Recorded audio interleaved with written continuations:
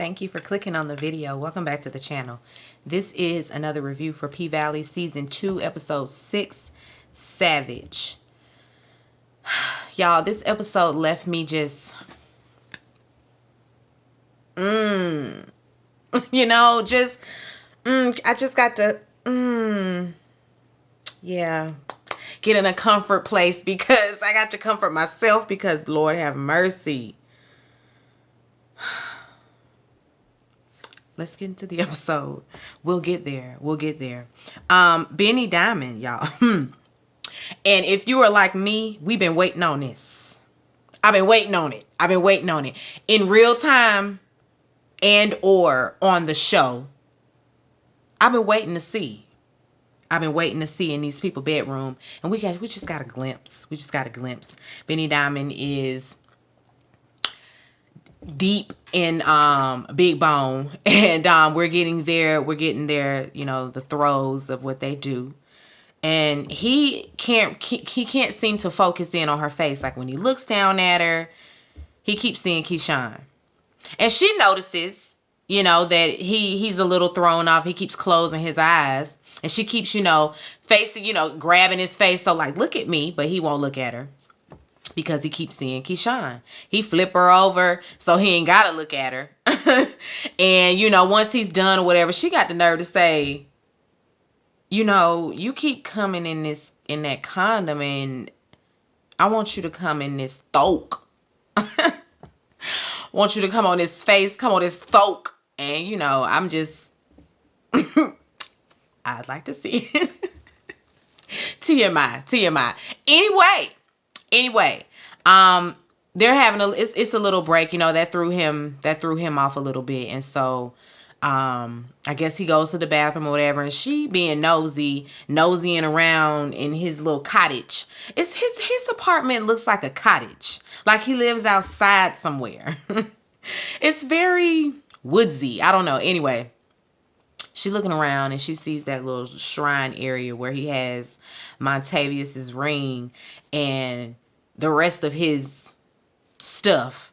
And she's looking, he's like, listen, you need to keep away from that unless you want some titties growing out your back, your legs growing, 4 legs, 4 arms, unless you want something like that happening. I suggest you leave that alone. And she's like, what is all of this? And he tells her that it's for protection. She's like, what a big man like you need with some protection. And guys, let me put a pin in that right quick, because I have a theory that I have jumped on as well. And the theory is that she knows Montavious because Montavious does, ride with a biker group, and she's a biker girl. He also said that the people would come looking for him if something happened to him. And so, should we trust Big Bone? Let's just keep our cat eye on her. Keep your cat eye on Big Bone, because I just don't know. But I just don't know. But anyway, they end up going back to the sex. She talk a little dirty to him some more. She got a whole lot of big dick energy. She has a whole lot of masculinity pouring out, a whole lot of it. She wanted the boys for sure. Big T. This scene, it started out, I thought that it was like a dream sequence because he was just kind of like in a daze, and his eyes locked in on Murder. And it's looking like, at first it looks like this might be like a video shoot or something like that, but it's just the people out, in the large parking lot area where they race the cars and do all the donuts and all of that sort of thing. And Murder gifts him with a new car, and he is just overcome by emotion.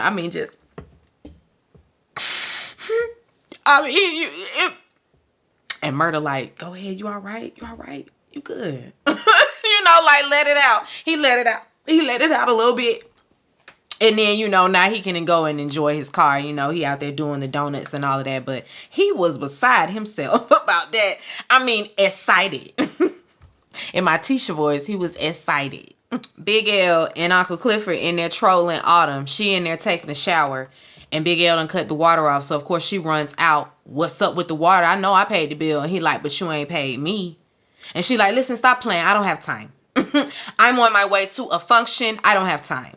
And of course, Uncle Clifford want to know where she going. You going to the function in this dress? He pull out the nice red prom gown, and yeah, she's absolutely going to the function in that dress, and she snatches it because she gotta go. She gotta go.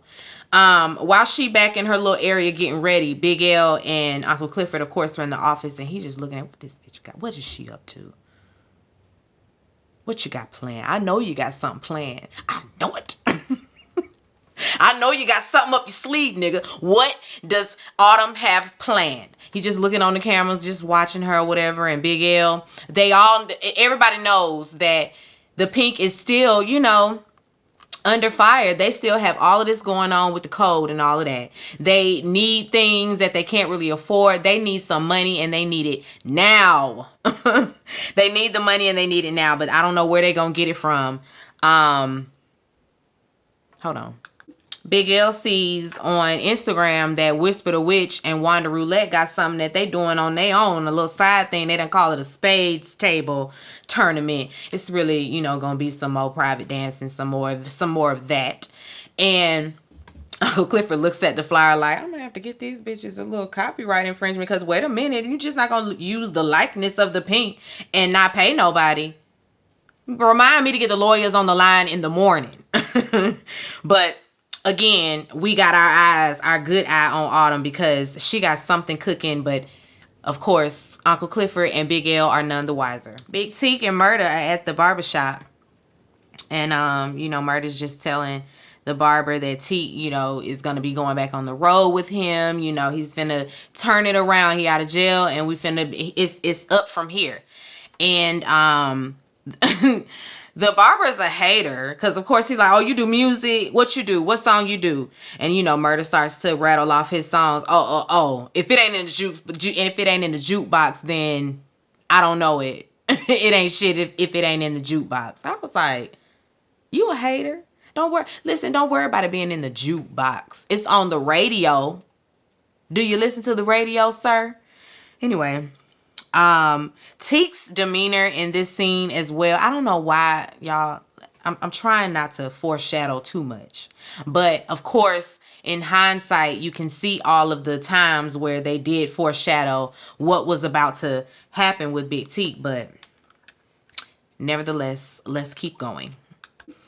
Murder gets a call from Keyshawn. He been calling her, and she's calling him back, and of course, she's like, I ain't gonna be able to do that whole tour. I'm not getting back on. She tells him, she alludes to what happened with Rome. So, of course, he's like, well, shit, I'm glad he did. Because, now that's major news that he done overdosed and all of that. Or that he died. I don't know if the news said he overdosed, but he did. And now the public knows. And before she tries to tell him what Wody and Rome knew about Murder and Teak, Derek comes busting in, so she has to quickly get off the phone. I'm just like, this nigga, here he come. Here he come. When she gets off the phone, of course, Derek, who was that? And, she tells him that it was Murder, asking about Rome's funeral arrangements. And then he got the nerve to sing Rome's praises like he was a good man. Anyway. He got a job to go do something like that, some construction, and he has the nerve. Do you want to go? No, I don't want to go nowhere with you. Do I want to go? She's like, I can't, I have a black eye, a bruised jaw, sitting in a splint. Baby got bruises all up the back. No, we're not coming.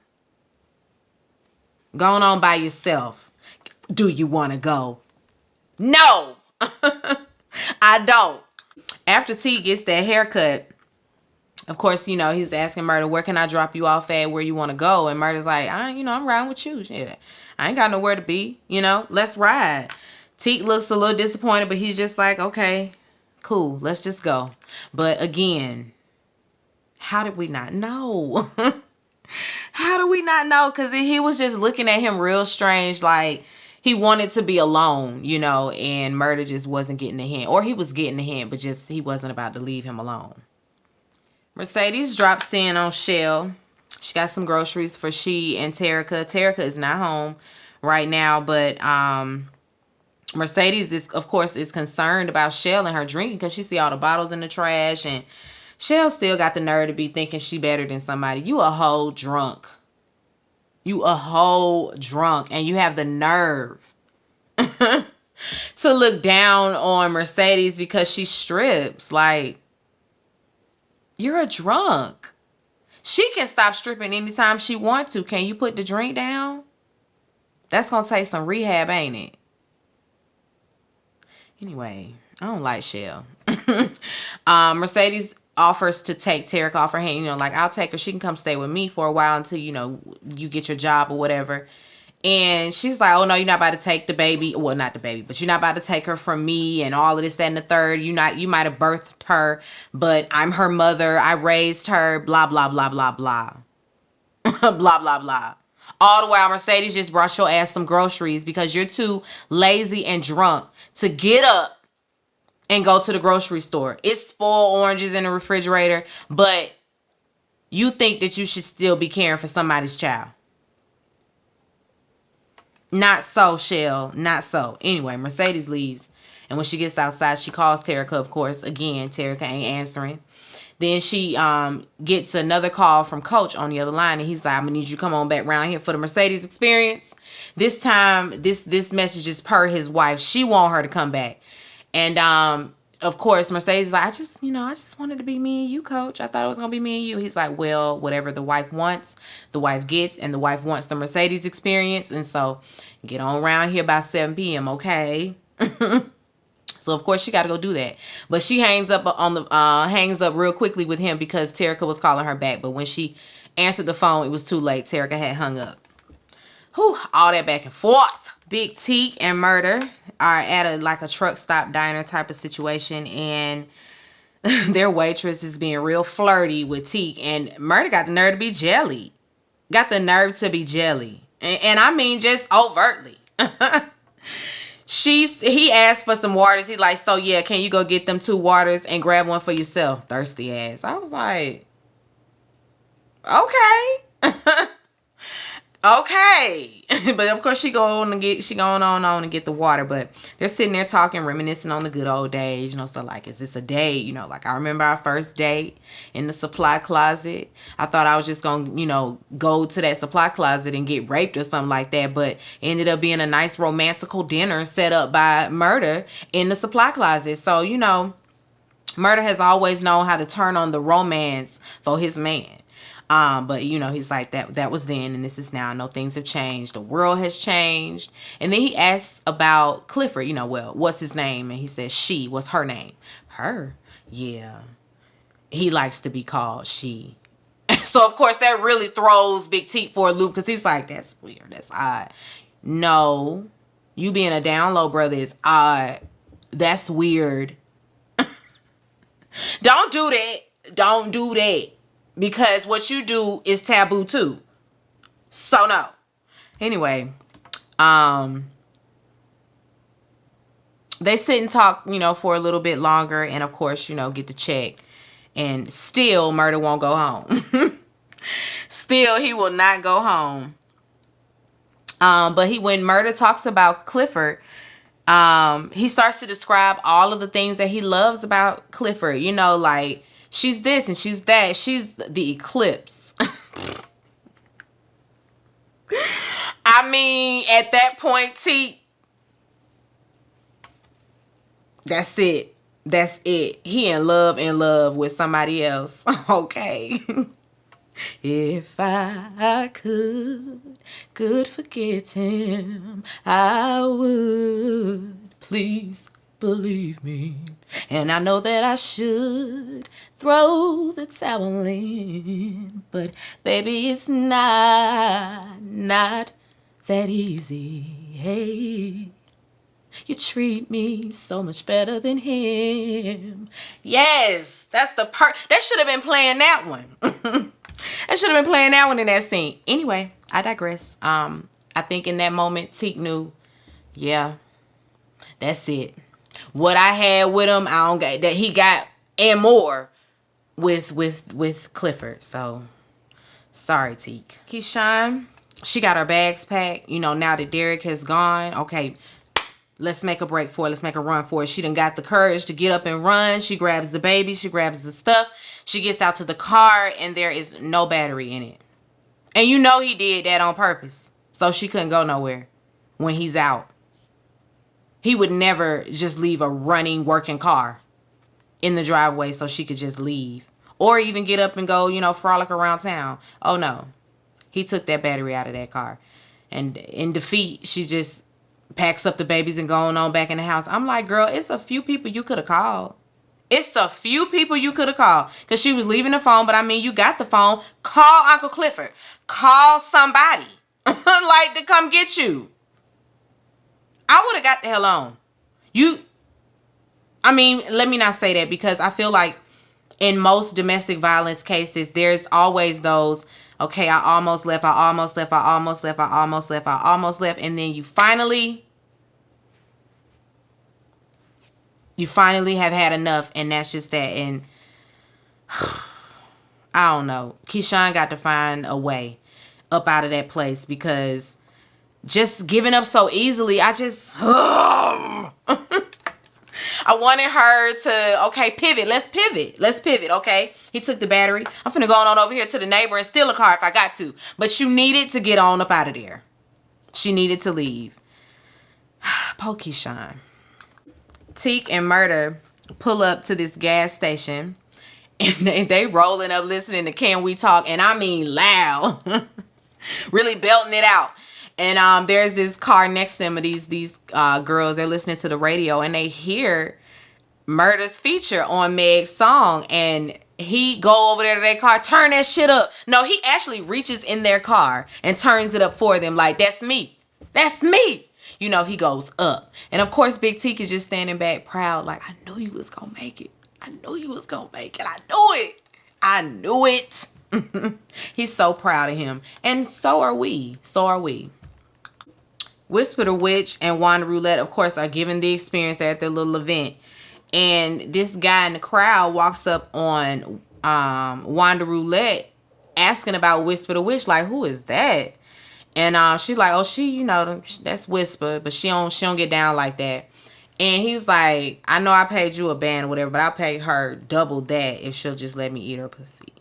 And she's like, oh, wish I had the luxury of just laying on my back instead of getting on my knees. So here we go. They finna be, because you cutting into my side hustle as well. I don't think she ready to share that avenue. Or she just don't want to really get her involved. I don't know, but I'm sure something is going to come of that. But he tell her to go on and make that connection happen. Thank you very much. Because, of course, what's in it for me? And I think he says he offer her something. She gonna get something out the deal. Mercedes, of course, she's over there at Coach's house, and they sitting on the couch. You got the wine and dine, of course, at first. And they're sitting on the couch, and she and his wife, they're getting a little handsy right off the bat. Well, his wife is. She's like, we can't be, we got to act like we ain't doing stuff without him. Like, come on now. She ready to get the party rolling now. I mean, she the one called you over there anyway, so why would he get mad? But of course he gets mad. We'll get there. Autumn, she crashes that masquerade ball.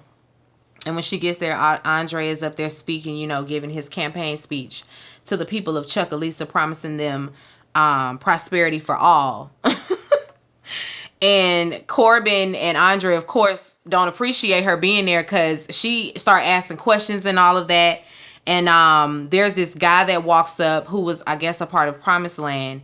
He's a drunk. He walks up, asking questions as well. And Autumn, she her presence being there, her listening in, because they know she owns the pink. They don't want to mess up any kind of deals. They don't want anybody to offer her more than what they're offering her, all of that. And so Corbin tries to rush her out the door, but of course, that's not going to work. Wanda Roulette, she is over there at the pink on the floor, giving a private dance, and she notices Whisper and that guy she was talking to. So he ended up making his way on around there to her anyway by himself, without her having to make the introduction. She look a little jealous. She does look like she's a little jealous. I don't know. But she just keep on rolling. Coach, Mercedes, and the wifey, we full in now. We all in now. And you know, the wifey is like laying on the side of Mercedes, and while he's on top of Mercedes. And it's going. And then she puts, the minute she stick them hands down there to, you know, help it along, he notices. And he notices that she's a little familiar with the puss. And so he pull out. And don't nobody even notice or don't nobody even care, because they keep on rolling until she climaxes.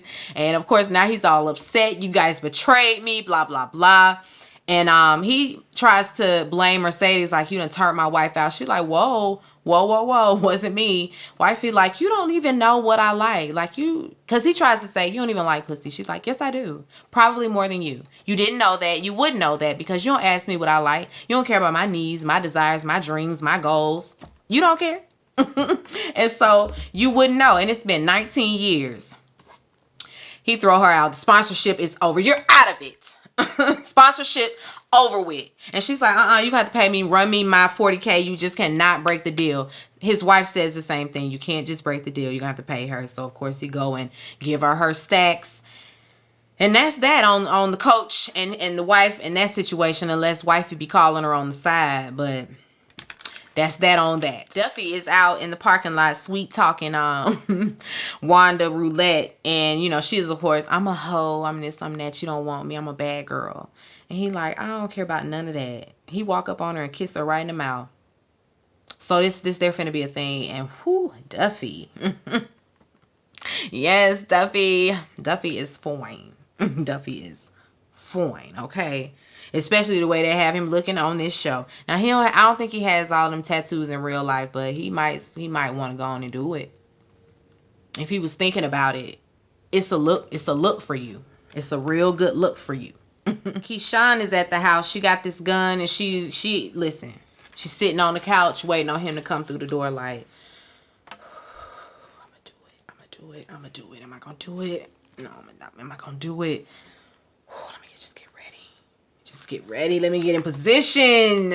She ain't know what to do, so she just put it behind the pillow when he walked through the door. So she's still trapped. I'm like, girl, you should have shot his ass. You should have shot his ass, girl. Just pew and get on out the door. Listen, they would not a jury in this world would convict you after we find out what's going on. Well, I don't know, because I don't know if any of her abuse is documented or nothing like that, but besides what the girls at the Pink have seen. But you know, I don't think they over there taking pictures. Anyway, I'm really diving deep. I'm really diving deep on hypotheticals, but still, you know, she should have shot him.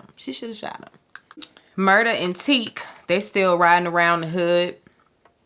They stop at the trap house. Or at the same time, Murder, is on the line with Wody.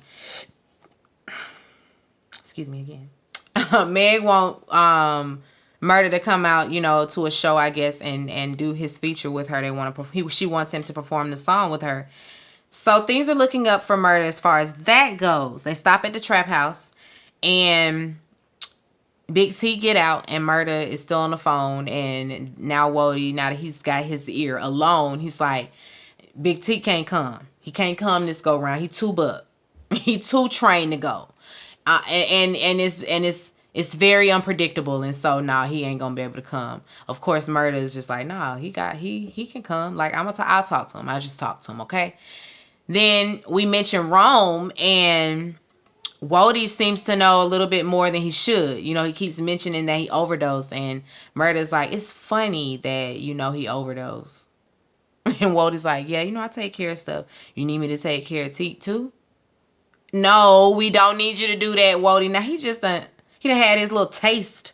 And now he want to scratch the itch again. No, you just can't go around here taking everybody out, Wody. No, calm down. Relax. Now, Rome, good deed, okay? Good deed, but leave Teak alone. He going through some things, okay? He got a lot going on. Speaking of that, he's in the house.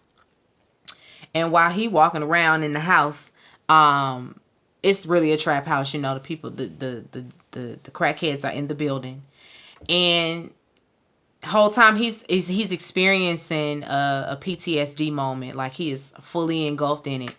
And he walks up to this closet, and in his PTSD, in his head, he's hearing all this screaming and all this verbal abuse. And of course, automatically you can assume that it's his mother.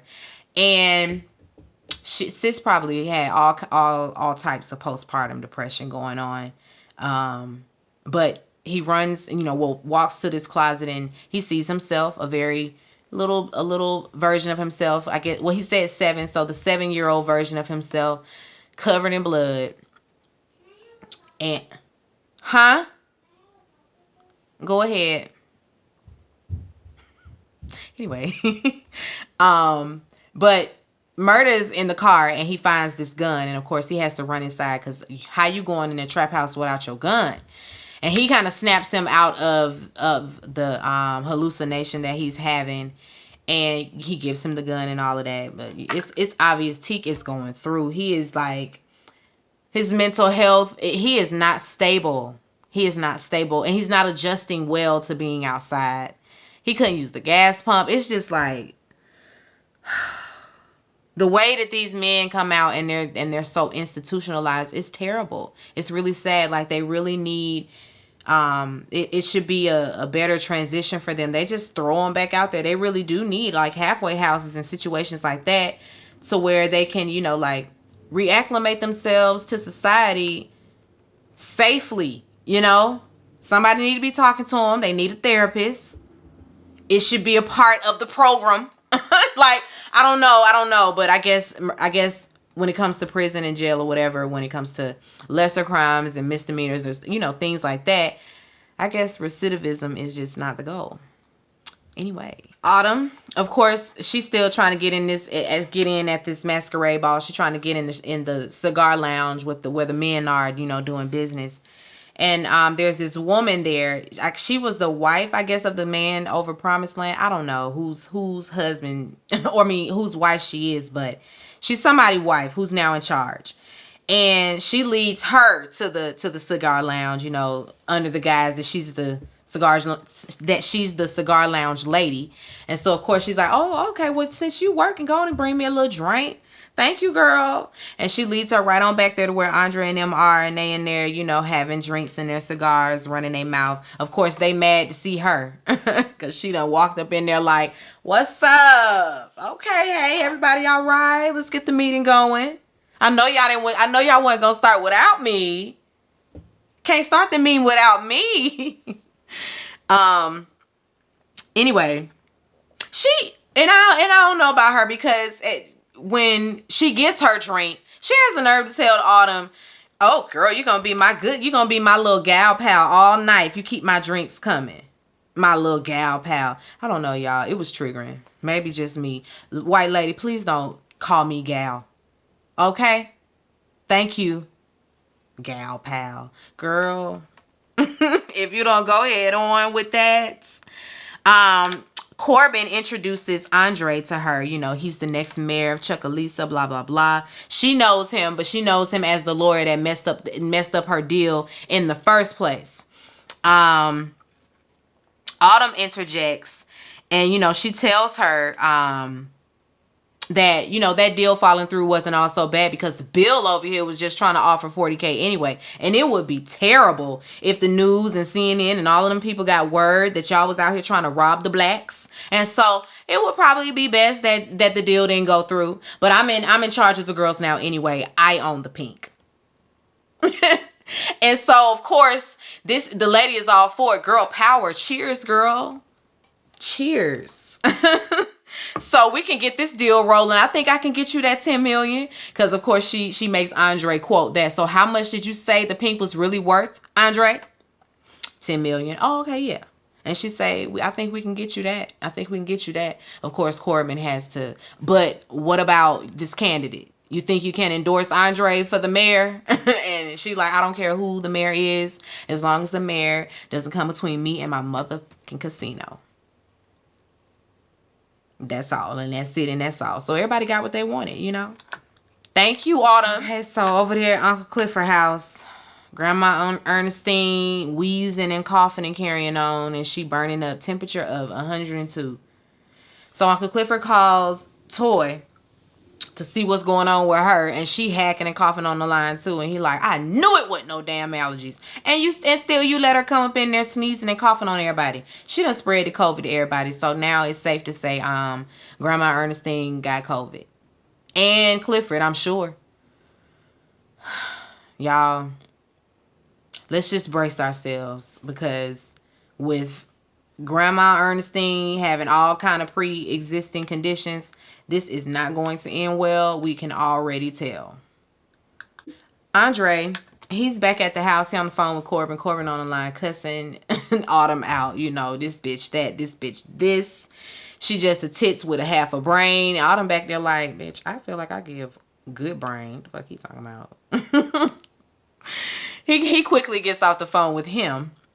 And then he has to pretend to be mad too. Like, you almost messed this up for me. Blah, blah, blah, blah, blah, blah, blah. Just get out. And so she's like, okay, cool. I'll just leave, you know, whatever. She felt like, you know, everybody got what they wanted anyway, you know, so why are you so upset? You know, now you it's true, you know, you did this and you did that, and you do hold the power. You know, she makes him feel like he's the one making the changes and making strides or whatever with this whole Pink situation. And I guess she has to make him feel like the man in the situation. And so it's, well, what do you want me to do, Mr. Andre? What would you like for me to do? And he tells her, take off your dress. And so she takes it off. What next? Crawl. Crawl? Crawl. And so she get down and crawls to him and stands up. And then what do I do now? And then she just pulls her panties off and pushes him on in the bedroom and mounts and goes to town, you know. And I'm a ride like a rodeo, hog tied like a rodeo. Yes, girl, Autumn already. Listen, Autumn, women will always prevail with the pussy prevails. Because now she got him right where she want him. Andre think he got the power, but I mean, I guess she had to let him feel like he did. Not so, because she got you. All right, y'all, here we go. Murder and Teak, they are at Lover's Lane, sitting on the hood of the car, rapping, singing, you know, just reminiscing on the good old days, freestyling and all of that. And then Teak starts rapping one of Murder's old songs. Murder really didn't even recognize it until he reminded him, that's one of the ones you sent me when I was in the hole. And Murder kind of blames himself for him even being in the hole. And he's like, you ain't even got to take that on. It ain't my first time, you know, having to hide in the hole. And he tells him a story about seeing his mother murder all three of his siblings in front of him.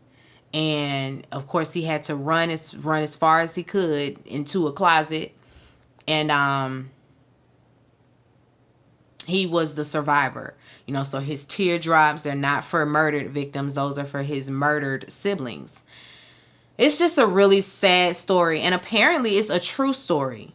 I'm going to look into that myself to, like, get the true story. But this woman, she was sentenced, like, this year for murdering all of her children, minus one, the one that got away. And he was 7 years old as well. So we just took something from real life in Katori's old hometown. And yeah, very sad situation. I'm definitely going to look it up. Definitely going to look that story up. But anyway, you know, so he feels like with going through that traumatic experience, the devil must be on his bike. And of course, Murder's like, yes, on your back, in the back. It's in the past. Leave all of that in the past. Don't worry about that. Like, we finna be out here buying houses, having kids. Like, we finna be out here doing all of that. Don't worry about it. Leave the past in the past. Leave that trauma behind you. And they get in the car. Of course, again, Murder say he ain't going nowhere. You know, he say, I'm right here with you. I'll sit here with you until the sun come up, my nigga. Like, I'm not going nowhere. They get in the car. Teak pull that gun out, and Murder, you know, immediately knows what this is about to be, what's about to happen, and why he wanted him to, you know, go away. And that Murder tries to talk him down. He's unsuccessful. And I'm so glad we didn't have to see this. I'm glad we weren't in the car with them, because I don't know, it was already hard to watch. Very hard to watch. Like, I was on edge. Anxiety through the roof. Because it's just that, please don't do this. Please don't do this. Please don't do this. And of course, they take us outside the car, and then there's that pop and that flash of light. And then we see Murder crawl out the car, bloody and all of that, just completely in shock. It is very sad. I guess Teak was he said he was tired. You know, he could not adjust to being in this world. He just could not. And then, of course, the love of your life has moved on. And so, poor Teak. Poor Teak. I wasn't expecting this. I really wasn't. At best, I was expecting for he and Murder to, you know, have some type of, you know, another type of squabble or something like that, and it just be a burn bridge, you know. But I never anticipated this. Never. I could even see him doing something and going back to prison just because he can't really make it out here. I could see that, and I could have lived with that. I could have stomached him going back to prison, but this right here, triggering. Terica, she shows up to Mercedes' door like in the middle of the night, and she just falls into her arms crying. And I thought she had did something to Shell. My mind always going, I was like, Lord, did she pull the gun on Shell? Did she have to beat Shell's ass over there and Shell dead to the balcony or something like that? What is going on? I just thought that. My mind completely went to a snapped situation. But no, that's not what happened. She pregnant. So there go that generational curse. There you go. In the flesh. I hope that Shell doesn't, and I feel like she's liable to put her out now. You know, she's liable to put her out and be like, okay, well, now you can go on over there with Mercedes, because I'm not raising no babies and all of that. I don't know, but the girl pregnant, she had a positive pregnancy test in her back pocket. Grandma Ernestine, she gets a knock at the door, and she still wheezing, and I mean her breathing is labored for real. She's coughing. She comes down the stairs, and when she answers the door, she say, "Daddy, is that you?" I'm like, oh, no, like that, y'all. I lost my first cousin and my dad's sister to COVID last year, and it was like that. My cousin went first, and then her mom maybe 2 months later. So this whole COVID situation and seeing Grandma Ernestine like this, just all of that, just having to relive this pandemic shit. I just wish y'all would stop writing it in, because I want to be in make-believe and fairy tale where this did not happen. Y'all making me relive traumas and shit, please. I just want to have a good time at the Pink. I don't want to do this. I don't want to do this with Mama Ernestine, but I already know they're finna take us through death again.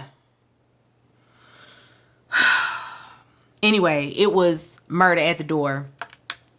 Toe up, you know, he just in tears, can't even get his words out. Clifford comes to the door, and he falls in Clifford's arms, and, you know, cries on her shoulder. Y'all, ain't this like Good Times, where it's like, oh, this is a good time, and then they ain't make it out. Like, God damn, I just want to have fun. You know, I want some lighthearted. I need some lightheartedness next week. Well, not next week, because we getting a break, but when we come back, can we not have any more death? Can it just be, you know, a whole lot of rump shaking down to the Pink, and, you know, maybe a little bit. Can we dive into Benny Diamond and this ring he got, and Big Bone? Because I think Big Bone is the ops. And I wanna go on and confirm that right there. Anyway, that's where we end. Be sure to rate, comment, and subscribe to the channel. It's Call Me Busby, and I'll chat with you later. Peace and light.